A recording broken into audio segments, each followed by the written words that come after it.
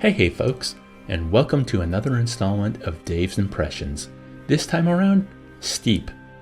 These impressions were taken from playing the game for around 1 hour and 30 minutes.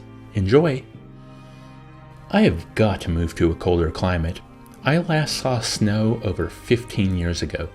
I used to live where it was a common occurrence, and then I moved halfway around the world to the Gold Coast of Australia, which seems like a polar opposite. Maybe that's why I tend to stay away from snowboarding games. It's too painful a reminder of how I love the cold. The last one I remember playing was 1080 snowboarding on a Nintendo 64. But last year, seeing the trailer for Steep, something about it grabbed my attention, even though the reviews were less than favorable. Having spent the time I have with it, I can see why. I'm not sure Steep knows exactly what it is as a game, and it's this confusion that detracts from its many excellent moments. Let's dive in.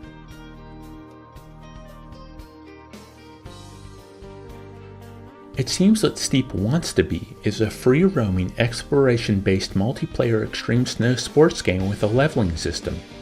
If that sounds a little schizophrenic to you, just wait, it gets better. See, there are no actual stages in Steep. You start on a Swiss mountain range at a base camp. You can select skis, snowboard, parachute glider, or a wingsuit.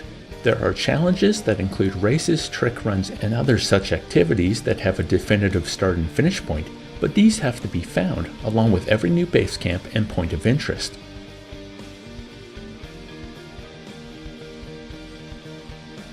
On the one hand, it makes everything seamless. You can zoom out to Mountain View and change locations instantaneously at any point. Retrying a challenge or spawning back at your last base camp is as quick as holding the appropriate button for a couple of seconds. But this also brings with it a lack of definitive finality to any downhill ride, or indeed to any progression. See, when you finish a race or any challenge, you just keep going. Rarely these challenges end at the bottom of a mountain, and I think that's because there really isn't a bottom to any mountain. There's an edge to the map, and going over it will pop you back into Mountain View, but for the most part, the downhill run ends when you get that certain feeling that it's time to pop back up to the top of another hill.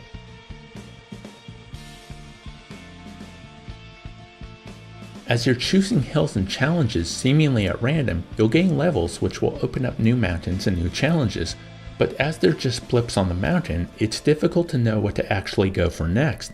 It seems that on the gaming spectrum of freedom versus linearity, Steep is too far over on the freedom side, as I never really felt I knew where to go next, regardless of any leveling and what my coach was telling me during cutscenes of new mountains and challenges when I chose them at will.